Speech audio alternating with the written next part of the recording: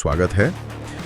आज हमारे सामने पॉलिटिक्स एंड द पेन, मतलब राजनीति और कलम, इस शीर्षक वाले स्रोत से कुछ दिलचस्प बातें हैं। तो आज हम इन्हीं में छिपे विचारों की परतें खोलने की कोशिश करेंगे। हमारा मकसद ये समझना है कि ये जो चंद शब्द हैं, राजनीति और कलम, ये सत्ता और अभिव्यक्ति के वो जो पेचीदा रिश्ता है ना, उसके बारे में क्या बताते हैं, खासकर इन स्रोतों के नजरिए से।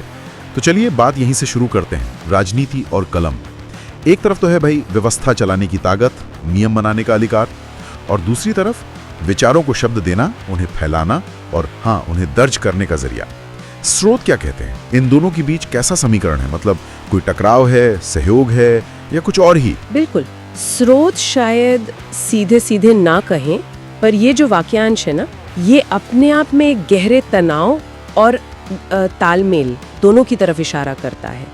कलम राजनीति को चुनौती कैसे देती है, स्रोत शायद इस और इशारा करते हैं कि भाई ये स्थापित विचारों पर सवाल उठाती है, नीतियों की जो खामियां हैं उन्हें उजागर करती है, या फिर उन आवाज़ों को मंच देती है जिन्हें शायद सत्ता दबाना चाहती है। तो ये सिर्फ विचारों को फैलाना भर नहीं है, ये शायद एक तरह के आलोचनात्मक या वैकल्पिक विचारों को आगे बढ़ाने जैसा है। हाँ, मतलब कलम सिर्फ लिखती नहीं है, वो एक तरह से राजनीतिक बहस का एक मैदान भी तैयार करती है। लेकिन ये रिश्ता एक तरफा तो हो नहीं सकता। राजनीति कैसे असर डालती है कलम पर? स्रोत इस बारे में कुछ बताते हैं? हाँ बिल्कुल, और ये पहलू अक्सर ज्यादा आप कह सकती हैं पेचीदा होता है। स्रोत शायद संकेत देते हैं कि राजनीति कोशिश करती है कलम को नियंत्रित करने की। नियंत्रित? अच्छा, कैसे? जैसे हाँ, कभी सेंसरशिप लगाकर, कभी खास तरह के लेखन को मतलब प्रोत्साहन देकर, संरक्षण देकर, और हाँ, कभी कभी लेखकों को डरा धमका कर भी। प्रचार, जिसे प्रोपेगेंडा कहते हैं, वो भी तो इसी का एक रूप है, जहाँ कलम का इस्तेमाल सत्ता अपना नैरेटिव बनाने और फैलाने के लिए करती है। अच्छा, तो ये एक तरह की खींचतान है, रस्साकशी जैसी। एक तरफ कलम है जो अपनी यूं समझिए आज़ादी चाहती है, दूसरी तरफ राजनीति है जो उसे अपने दायरे में रखना चाहती है। पर क्या स्रोत ये बताते हैं कि इस खींचतान में किसका पलड़ा भारी रहता है? क्या कलम सच में सत्ता को बदल सकती है, या ज्यादातर ऐसा होता है कि सत्ता ही कलम का मुंह बंद कर देती है? देखिए, ये बहुत बड़ा सवाल है और स्रोत शायद इसका कोई सीधा सपाट जवाब ना देते हो सकता है वो अलग अलग हालात की तरफ इशारा करते हो। शायद कुछ मिसालें हों जहां वाकई किसी लेख या किताब ने बदलाव की चिंगारी जलाई हो, लेकिन साथ ही वो उन अनगिनत उदाहरणों की तरफ भी इशारा कर सकते हैं जहां सत्ता ने विरोधी आवाज़ों को कामयाबी से दबा दिया हो।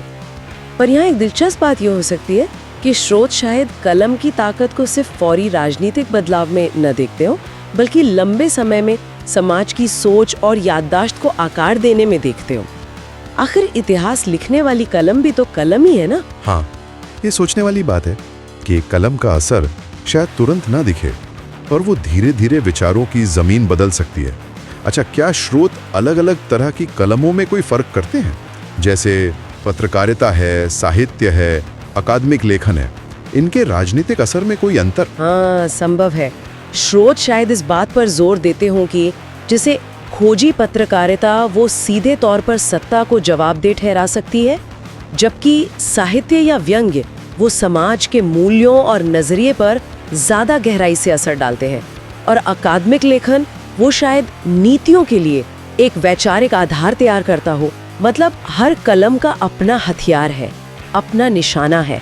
ये सिर्फ इस पर निर्भर नहीं करता कि क्या लिखा जा रहा है, बल्कि इस पर भी कि कैसे लिखा जा रहा है और किसके लिए लिखा जा रहा है। तो कुल मिला के इन स्रोतों से जो बात समझ आ रही है वो ये है कि राजनीति और कलम का रिश्ता भाई सीधा सरल तो बिल्कुल नहीं है। ये लगातार बदलता रहता है, कभी टकराव होता है, कभी सहयोग। एक बहुत ही जटिल समीकरण है, और ये हमें याद दिलाता है कि शब्द वो सिर्फ अक्षर नहीं होते, उनमें ताकत होती है। सत्ता को चुनौती देने की ताकत भी, और सत्ता का साथ देने की भी। बिल्कुल सही कहा आपने, और ये हमें आज के दौर के एक बहुत अहम सवाल पर लाता है।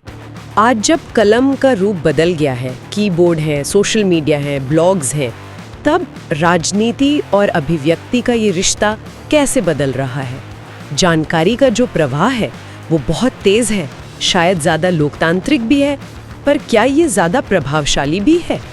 और यहीं पर हम अपने श्रोताओं के लिए एक विचार छोड़ जाते हैं। सोचिएगा कि क्या आज के डिजिटल युग की ये जो अनगिनत कलमें हैं, क्या ये सब मिलकर उतनी ही ताकत रखती हैं या शायद उससे ज़्यादा, जितनी पहले की कुछ गिनी चुनी पारंपरिक कलमें रखती थी? या फिर इन आवाज़ों के शोर में हर एक कलम की अपनी आवाज़ कहीं गुम हो गई है? इस पर सोचिएगा ज़रूर।